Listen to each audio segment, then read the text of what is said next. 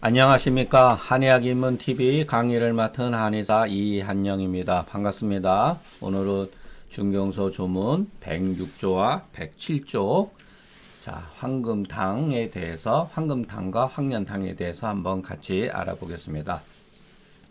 자, 우리가 지금까지 반 이상을 진행해 왔으니까 어느 정도 이제 제 해석 방법이라든가 제 해석 방법은 특별한 건 없습니다.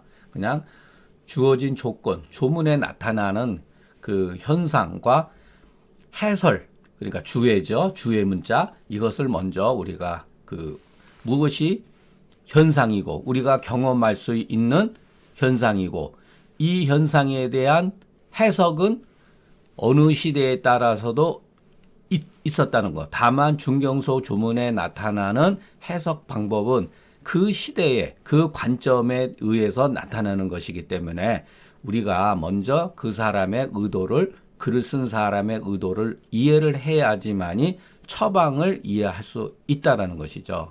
자, 그렇기 때문에 후세방이 되었던 무엇이 되었던지 간에 처방을 어떠한 그 증거에 의해서 해석하는 힘을 기울이지 못하면은 우리는 그 수많은 현상과 처방의 미로에 빠진다는 것이 제가 일관되게 주장하는 것입니다. 예.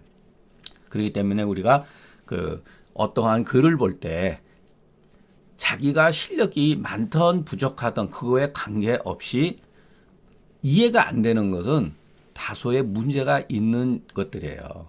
예. 그러니까 우리가 중경서 오늘 조문도 상당히 문제가 많은 글이다. 예. 어떻게 보면 이거를 이해한다는 것은 억지예요. 그러니까 의심이 들고 모르는 것이 어쩌면 합리적인 사고방식을 가지고 있는 사람이다라고 저는 이렇게 생각합니다. 자, 태양과 소양이 합병. 이거 제가 그 전에 합병이니 변병이니 또는 견병 이런 말을 앞에서도 말씀드렸죠. 이런 말들은 예전서부터 그 합병은 예를 들어서 동시에 두 가지 어떤 병증이 나타난 거다 했는데, 자, 이와 같은 합병이다 견병이다 이와 같이 없는 건 아니죠. 사실은. 그러니까 우리가 태양병이다 소양병이다 이런 식으로 합병이다 생각하지 말고 어떠한 증상에는 가히 발환할 수 있는 증상과 발환해서는 안 되는 병증이 동시에 나타나는 경우가 있다. 다만 그것을 취사 선택에 있어서 어느 것을 더 중점적으로 근거를 삼고서 처리를 하느냐 하는 것은 개인적인 문제예요. 예. 그러니까 우리가 다만 이런 것을 통해서 옛날 사람들은 이런 식으로 했구나라고 우리가 배우는 거죠. 이 합병이라고 하는 이 용어 자체를 부정하지는 않지만 태양과 소양이 이렇게 합병했다라고 이 이면에는 우리도 모르게 무의식적으로 육경변증을 제 관점에서는 육경변증을 용인하는 사고방식 이것을 전제로 해서 이런 식으로 해석을 한 거죠. 예. 그러니까 똑같은 이와 같은 표현이라 하더라도 태양이라는 말을 현실적으로 이해를 하고 소양이라고 하는 것은 반표관리증이니까 소쇼탕의 대표적인 처방이죠. 태양은 일종의 그래도 마왕탕이 대표적인 처방이라고 했을 때 이것이 과연 이와 같은 증상은 상존할 수가 있습니다. 합병이라고 하는 거는. 자, 자하리자는 황금탕으로 처리하고 이와 같은 합병 상태에서 태양과 소양이 합병해서 구토증을 있는 사람은 그 황금탕에다가 바나 생강탕을 배합해가지고서 치료하면 된다. 그러면 이렇게 보면은 구토를 느낀다. 구토가 있다 그럴 때는 바나와 생강을 쓴다라고 하는 어떻게 보면은 그 처방, 그러니까 약물에 있어서도 굉장히 예전 사람들은 구체적으로 이렇게 썼다. 자, 담음이 있거나 숙이 변조해 있을 때 바나 생강을 쓴다는 것이 아니라 구토증이 있을 때 바나 생강을 쓴다. 그러나 이 구라고 하는 것은 결국은 뭐냐? 담음과 숙이 변조가 내포되어 있다는 거죠. 이것은 일종의 병인 개념이죠. 병인 병독의 개념이죠. 구라고 하는 것은 병증, 증상의 개념이죠. 병증.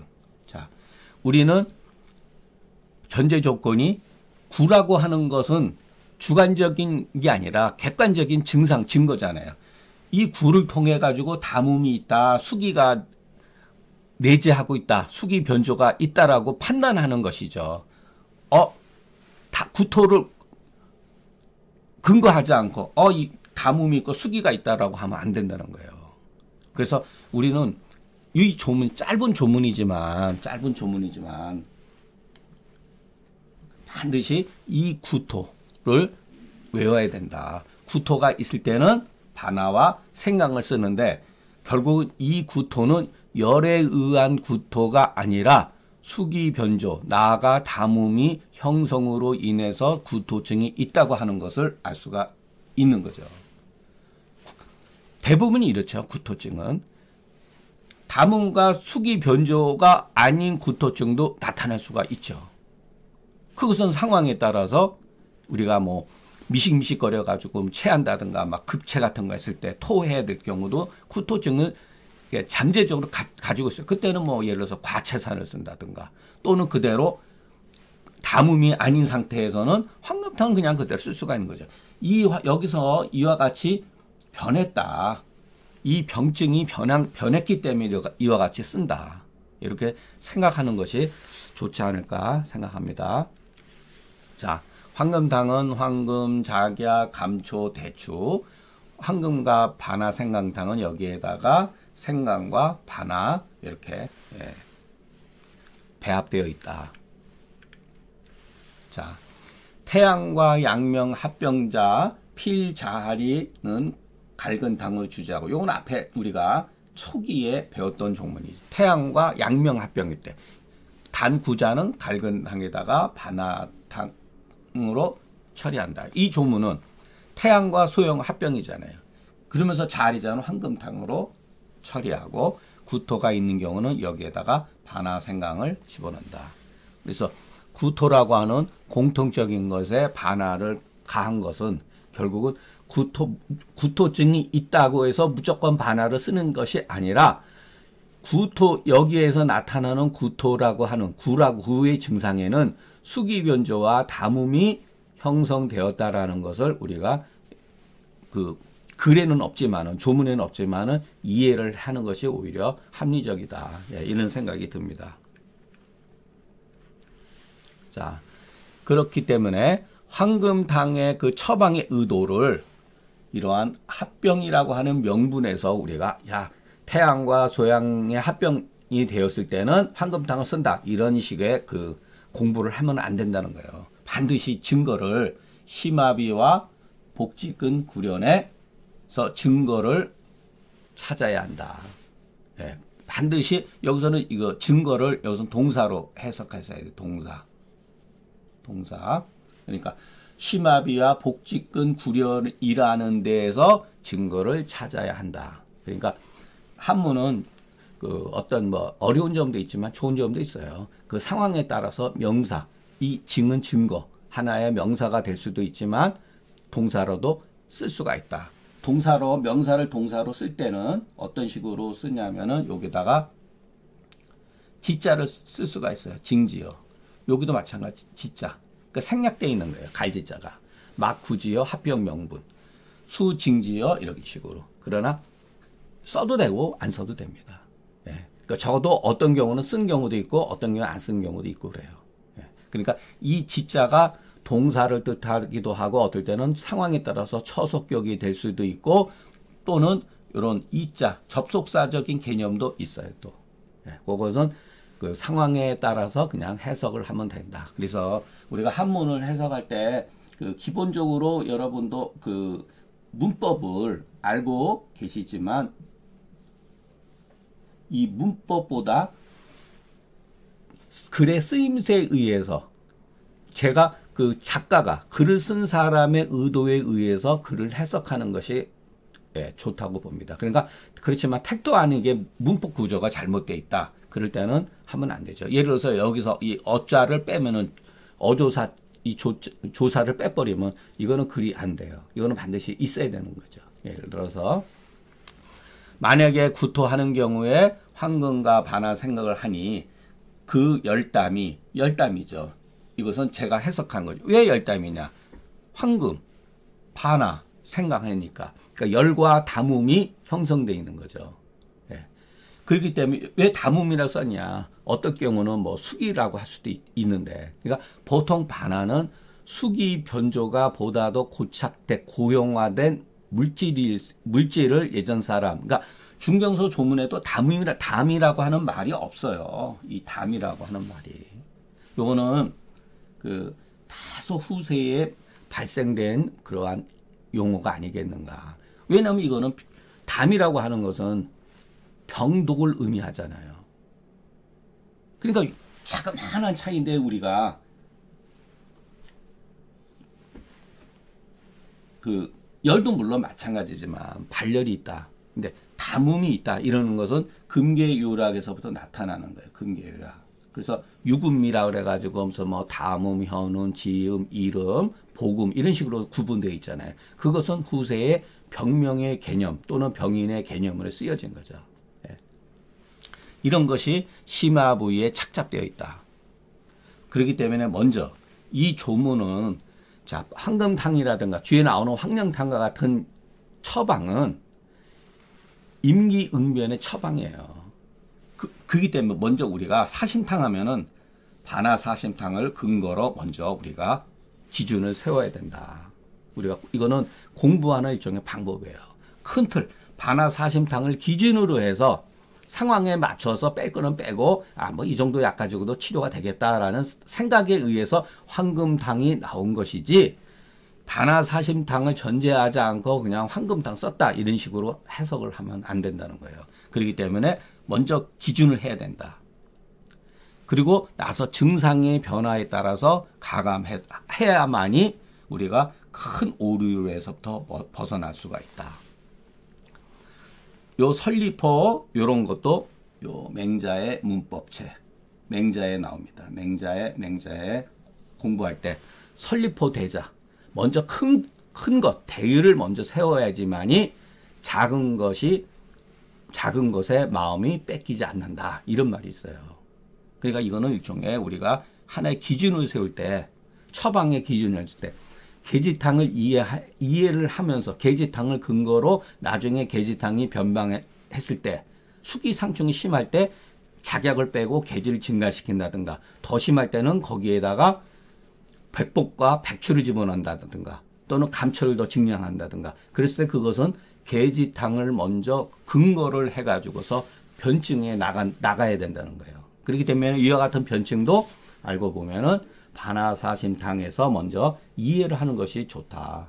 그러니까 이 조문에 대해서 내가 황금탕을 모른다 하더라도 반화사심탕을 써도 문제가 없다는 거예요. 확률적으로 하다 보면은 반화사심탕보다는 황금탕이 더 확률적으로 높다 하더라도 반화사심탕을 써도 60, 70%는 맞다. 이거는 뭐 제 주장이니까.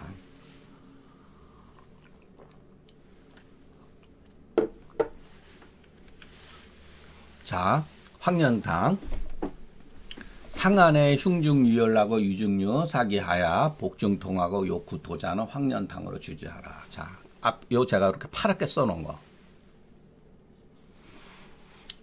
이거는 병인이잖아요. 흉중에 열이 있다. 중경은 이와 같은 식으로 글을 쓰지 않는다. 위중에 사기가 있다. 위중에 사기가 있는데 사기가 이게 뭐냔 말이에요. 이게 도대체 뭐냐. 흉중유열은 나름대로 이해가 가죠. 이 사기가 이게 열이냐 수기냐 담음이냐 이와 같이 모호하잖아요. 이걸 우리가 착각한 거예요. 지금까지 글 읽으면서. 그러니까 아무런 생각 없이 이것을 마치 증상과 같이 그냥 동격적으로 증상과 동급적으로 해석을 해버린 거예요. 그러니까 이런 개념이 모호하잖아요. 우리 인식에 모호하게 형성이 돼버리는 거예요. 이 조문에서 중요한 것은 배가 아프다. 구토하려고 한다. 구토가 없을지라도 구토를 하려고 한다. 이럴 때는 황련탕을 쓴다. 자, 그런데 요 구토자가 요것을 두 개 다 가지고 내포하고 있다는 거예요. 그러나 이 조문은 미비하다, 잘못된 게 아니라 우리가 알고 있는 중경서 정문에 해당되지 않는다는 거예요. 흉중에 열이 있다고 하는 증상으로 얘기를 해야지 이거는 병인이잖아요. 먼저 이거는 사전에 답을 가르쳐주고 글을 보는 거예요. 그러니까 이런 글에 우리가 노출이 되면은 어떻냐면 이 증상에 대한 이게 일종의 답인데 이것은 먼저 편견을 가지고 무의식적인 편견을 가지고서 글을 본 거예요. 우리가 오히려 복중통 요 구토자를 이렇게 해석을 하는 것이 맞는 거지 증상을 통해서 병인의 개념을 이해하는 것이 이것이 맞는 거지 흉중유열하고 유중유 사기가 있기 때문에 결과적으로는 이렇게 해석이 된다 하더라도 이것은 위험하다. 왜냐하면 이거는 우리가 자기의 관점으로서 이 병증을 해석하는 것이 아니라 주어진 이 옛날 사람들의 사고방식으로서 그대로 이거를 그냥 정당화시키는 거예요. 그렇게 잘못되어 있는 거예요. 그러니까 이 말을 부정하자는 게 아니라 이 증상을 통해서 해야 된다. 자, 그런데 여기 문제가 있죠. 자, 상한, 복중통, 심화, 비편, 신번, 바로. 예전 사람은 그러잖아요. 신번. 이런 식으로. 심화, 비편. 바로 이것이 위중류 사기하고 흉중류 이열. 요것도 같이 겸행. 이건 전부 다. 이것을 통해서 이렇게 나타난다는 거예요.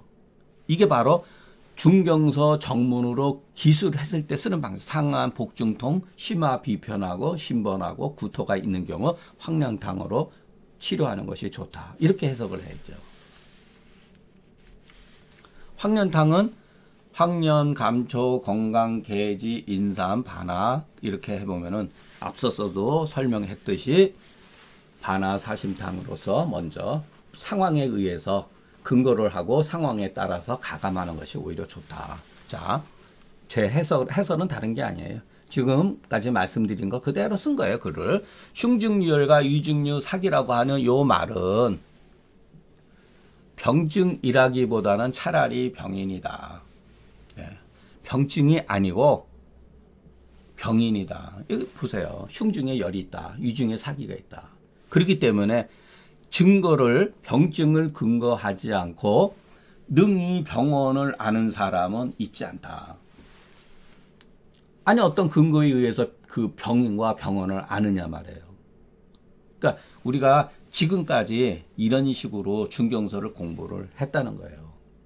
책도 봐왔고 많은 책들이 지금까지 그 상한론 책들이 굉장히 많지만 우리가 실질적으로 봐도 도움이 잘 안 되는 게 뭐냐면은 우리가 이 훈련을 안 겪은 거예요. 이 훈련을 통해 가지고 병증을 근거로 해 가지고서 병증을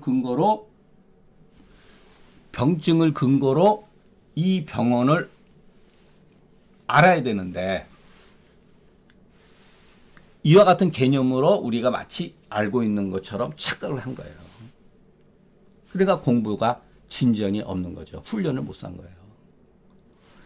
제가 중경서 독법 앞부분에 보면은 아마 그가 기론에서도 쓰고 한번 두 번인가 제가 썼는데 그 중국의 그 중세 이후의 학자인데 제가 잠깐 이름이 정확하게 생각이 안 났는데 그분이 뭐라 그랬냐면은 고대 사람들 우리가 중국에서 고대라고 하는 것은 진한 이전의 사람들이에요. 춘추 전국 진한 때까지가 고대라고 개념을 받는데 엄밀하게 하면 진시황 때까지 한대에서부터는 조금 안 그런데 그렇기 때문에 고서라고 하는 것도 마찬가지예요. 고서라고 하는 거예요. 동의보감, 뭐 경학전서 이런 게 고서가 아니에요. 고서는 황제내경, 신농, 본초경, 중경정서까지 한의학에 있어서 이 금계요략 이런 정도까지가 고서예요. 고대 사람들은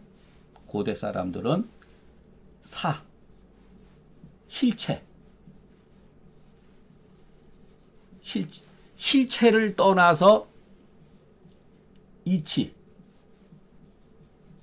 이치를 논하지 않았다. 자, 실체를 떠나서 이치를 논하지 않았다. 옛날 사람은 그게 뭐냐면은 원래 문자라고 하는 이와 같은 용어나 개념들은 실증, 어떠한 현상에서 누구든지 보고 경험되어지는 구체적인 현상을 통해 가지고서 이치를 논했다는 거예요. 그런데 후세에서는 그렇게 되질 않았다는 거예요. 이것이 우리 한의학에도 굉장히 지대한 영향을 끼쳤다는 거예요. 왜냐하면 중국의 그 정신 문화를 지배하는 그 사고는 뭐냐면은 유교가 아니에요. 겉으로는 정치 철학에서 통치 철학에서 유교가 일시적으로 한 것 같아도 겉으로는 공자를 숭상하고 그러지만 실질적으로 내면적으로는 도가도 아니고 도교예요. 도교. 제가 그 설명을 맞아요. 이 도교가 나오면서 불교도 심지어는 이 도교의 영향에 있다는 거예요. 그러니까 도교와 불교가 서로 어떤 영향을 주었다는 거예요.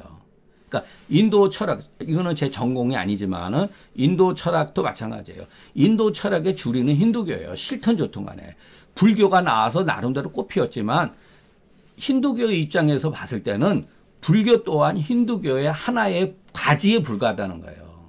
그렇기 때문에 뛰어난 사람들이 전부 다 그 힌두 철학자들이기 때문에 나중에 그 불교가 힌두화 되는 과정을 또 겪어요. 서로 영향을 받는 거죠. 그렇기 때문에 불교에도 상당히 힌두적 요소가 있다는 거예요. 우리가 중국 불교, 한국 불교에도 도교가 자리 잡고 있다. 한의학은 더 할 나위가 없어요. 이 도교의 문제점이 뭐냐?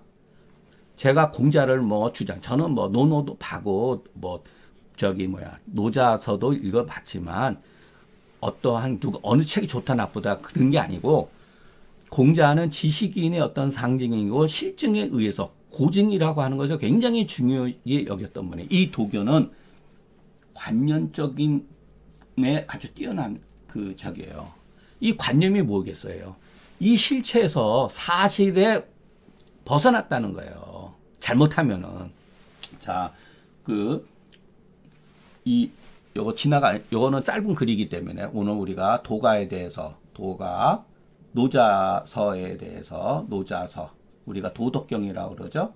도덕경에서 제가 첫날 얘기를 했는데 그게 편집이 조금 심해가지고 자세히 좀 안 나온 단점이 있어요. 자, 도가라는 말은 누가 썼느냐?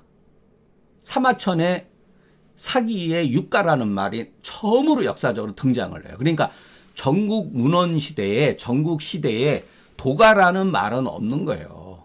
도가라는 용어, 유가, 도가, 법가, 명가, 이와 같은 음양가, 이와 같은 개념은 사마천에 의해 가지고 역사적으로 처음으로 등장되었던 용어라는 거예요. 이 도가가 한나라 말기, 우리가 보통 삼국시대라고 그러죠. 위초고 해가지고 그때 마지막 황제였던 헌제 때 황건적의 난이 나타나잖아요. 황건적은 일종의 도적들이 아니에요. 도가 집단이에요. 도교 집단이에요. 일종의 도교. 예. 일종의 나름대로 정치 철학을 가지고 있었던 집단이라는 거예요. 그러니까 도가도 우리가 알고 있는 노자의 도가의 도덕경과 후기에 나타난 도교는 노자를 표방하고 있지만 사실적으로는 이거는 다른 종파예요. 일종의. 많이 달라요. 중국 철학의 이 도교가 이거는 지금도 현존하고 있다고 그래요. 제가 아는 분이 요 분야에 대해서 잘 아시는 분이 있는데 지금도 막강한 세력을 뻗치고 있으니까 중국 사람 정신은 이면에는 이 도교가 자리 잡고 있어요. 불교가 여기에 얹혀 있다고 보면 되고 유가도 여기에 얹혀 있다고 보면 되고 그렇기 때문에 심지어는 성리학 개념 자체도 이와 같은 역사적인 문제를 나름대로 원시유학으로 회복시키기 위해서 도교를 이렇게 연합되어진 성리학에도 이와 같은 개념들이 굉장히 많이 있어요. 불교도 마찬가지고. 우리 한의학은 상당히 많이 도교화되어 있다. 제가 이 글을 쓴 이유의 주된 목적은 우리 한의학의 도교 자체라든가 이와 같은 관념적인 것을 무조건 배척하지 않는, 관념은 멋있는 학문이죠. 하나의 발상이지만. 그런데 그것이 너무나 지나치다. 너무나 사실보다 과장되어 있다. 관념적으로만 한다면은. 그러나 초기 사람들은 항상 증거, 병증이라고 하는 건 증거죠. 증거주의, 근거에 의해서 병원, 이거를 이치라고 할 수도 있죠. 이치, 병원을. 병증이라고 하는 것은 실체. 근데 우리는 공부가 실체를 근거하지 않고 이치만 알고 있는 그와 같은 데에 노출이 돼 있어요. 우리의 인식 구조 자체가. 그래서 이와 같은 것은 우리가 한의학을 제가 머릿말에서도 주장했지만 우리가 한의학을 배우는 순간 이미 일정 부분 황로학에 노출이 되어 있다. 우리 인식에는 황로 사상이 지배하고 있다. 그렇기 때문에 위험하다는 거예요. 비판받는 거예요. 젊은 사람들한테, 양방 의사들한테 비판받는 거예요. 왜?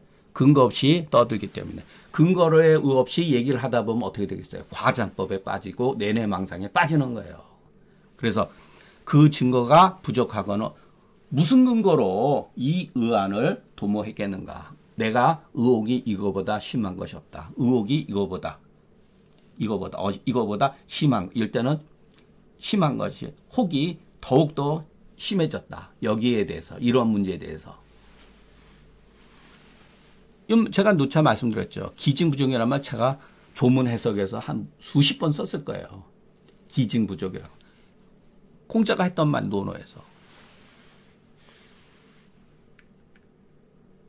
그러니까 우리가 이 조문 뭐 별것 없죠. 해석 자체는. 그러나 그 이면에 왜 우리가 그와 같은 사고방식에 노출되어 있느냐는 한의학이 역사 철학에 의해서 어떻게 변화되어 왔는가, 이것을 이해를 해야 된다는 거예요. 그러면은 우리가 지금 현재 처하고 있는 어마어마한 자연과학과 양방이라고 하는 그와 같은 상황에서, 지배하고 있는 상황에서 우리 한의학이 존재할 수 있는 방법이 무엇이냐, 이것은 또 후배들이 떠안고 떠안아야 할 과제다. 저는 다만 예전에 우리는 원래 이렇게 시작되어 왔다. 이것을 제가 말씀드리는 것이고, 그 당시 사람들은 비록 초기의 가설이지만 나름대로 이렇게 흉중유열, 이런 식으로 사기, 이런 식으로 표현을 해왔다. 이것이 유용한지 아니면 이것을 보다 더 합리적으로 해석을 해야 할지는 알 수는 없지만은 최소한도 이런 것은 받아들일 필요가 있다. 그러니까 열이라고 하는 것이 병증을 유발시키는 가장 큰 요소다. 그러니까 이 열에 의해서 수기가 다무마도 될 수가 있다. 열이 진행이 되는 것에 의해서. 그러니까 그 속성, 병증의 그 기본적인 그 병인의 속성은, 요소는 몇 가지 안 된다는 거예요. 결국은 기혈수라는 거예요.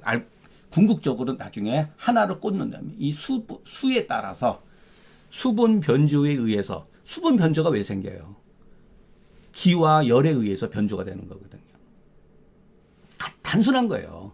그러나 이와 같은 증상은 수없이 파생되면서 나타난다. 그러니까 옛날 사람들의 통찰력이죠. 우리가 이 글 조문을 통해 가지고 궁극적으로 이 증상을 통해서 이 수기 변조, 수기에 따라서 열과 한이 뒤섞여 있다. 예, 이 속에는 기가 있는 거니까. 혈도 수라는 거 아니에요. 예, 그 정도로 예, 우리가 인식했다. 수분의 변조에 의해 가지고 예, 치료가 다 달라진다.